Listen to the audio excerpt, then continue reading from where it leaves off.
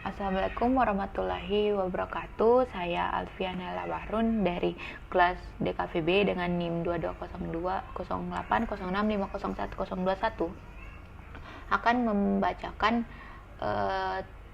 resume materi 7, yaitu tugas keempat dari mata kuliah Sejarah Desain Grafis, yaitu pengaruh seni modern. Pertama, ada Dadaisme.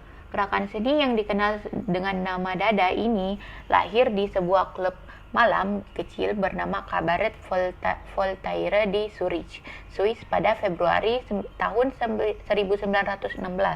Namun di awal munculnya gerakan seni ini tidak begitu menarik dikarenakan pada saat itu terjadi Perang Dunia Pertama. Para seniman dari berbagai negara melarikan diri dari perang yang sedang berlangsung. Sekelompok seniman pindah ke Swiss yang netral dan membentuk kelompok seni baru. Tokoh-tokoh gerakan ini adalah Tristan Tzara, Marcel Janco, Amy Hennig, Hugo Ball, dan Jean Arp. Faktor yang melatar belakangi gerakan ini adalah karena para seniman menginginkan semesta baru yang benar-benar berbeda dari apa yang ada di sekitar mereka. Aliran ini ditandai dengan penolakan terhadap nilai-nilai tradisional seperti estetika, logika, dan akal sehat. Seniman Dadaisme sering menggunakan humor, ironi, dan absurditas untuk mengkritik masyarakat dan institusi yang dianggap tidak relevan. Dan kemudian ada Destil. Aliran seni ini didirikan oleh sekelompok seniman dan arsitek, tetapi seniman populer yang paling terkait dengan gaya aliran ini adalah Piet Mondrian dan Theo van Doesburg. Destil adalah gerakan seni dan desain yang berkembang di Belanda pada tahun 1917 dan didasarkan pada prinsip-prinsip kesederhanaan, abstraksi, dan universalitas. Ciri-ciri utama destil adalah penggunaan bentuk-bentuk geometris dasar seperti persegi, persegi panjang, dan garis lurus.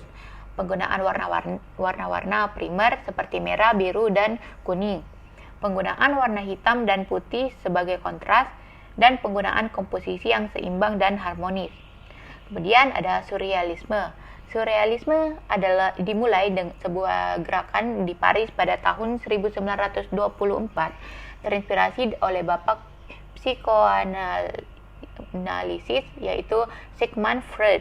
Surrealisme berfokus pada penggambaran alam bawah sadar, mimpi, dan emosi manusia. Karya surrealisme seringkali menampilkan objek-objek yang tidak mungkin terjadi di dalam dunia nyata atau tidak masuk akal.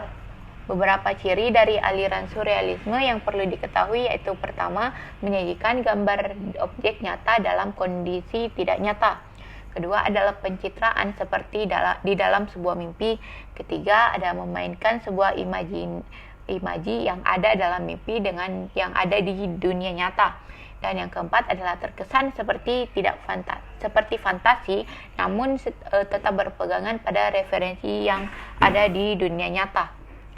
Tokoh-tokoh surrealis adalah René Magritte, Frida Kahlo, dan Salvador Dali. Kemudian ada Kubisme. Kubisme dimulai di Prancis pada tahun 1907 sebagai respon terhadap perubahan dunia yang pesat dipengaruhi oleh teknologi. Kubisme dipelopori oleh Pablo Picasso dan Georges Braque. Kaum Kubisme sangat dipengaruhi oleh budaya Afrika dan penduduk asli Amerika, seni Assyria dan Mesir, serta patung Liberia. Jika pada masa Renaissance, seni disibukkan dengan menciptakan ilusi ruang 3 dimensi pada media 2 dimensi, Kubisme mengubah semua itu berdasarkan gagasan Paul Cézanne bahwa objek tidak hanya memiliki satu perspektif. Braque menggunakan beberapa sudut pandang untuk memecahkan objek menjadi bentuk dasar geometris seperti kubus dan kerucut yang dipadatkan dalam ruang dan memungkinkan latar depan dan latar belakang menyatu.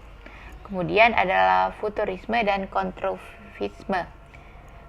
Futurisme adalah gerakan di Italia yang berkembang di Prancis pada tahun 1909.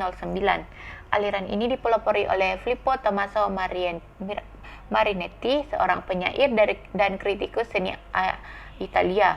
Marinetti melibatkan manifesto futurisme pada tahun 1909 yang menyerukan seniman untuk meninggalkan masa lalu dan berfokus pada masa depan.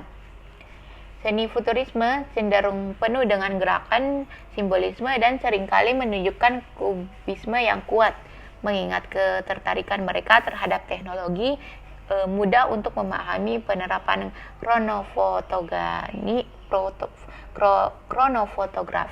sebuah batu loncatan teknologi menuju animasi film. Melihat kembali pergerakan singkat dalam sejarah seni ini, kaum futuris lebih mengutamakan teknologi dibandingkan alam dan menentang sebelumnya.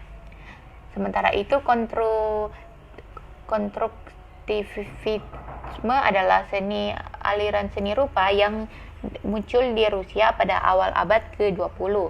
Konstruktivisme berfokus pada penggunaan bentuk-bentuk geometris untuk menciptakan karya seni yang fungsional dan bermanfaat. Karya konstruktivisme seringkali berupa bangunan, arsitektur, furnitur, dan desain industri. Konstruktivisme dipelopori oleh Vladimir Tatlin, seorang seniman dan arsitek dari Rusia. Tatlin percaya bahwa seni haruslah memiliki fungsi sosial yang nyata. Ialah menolak seni rupa murni yang hanya mengutamakan keindahan.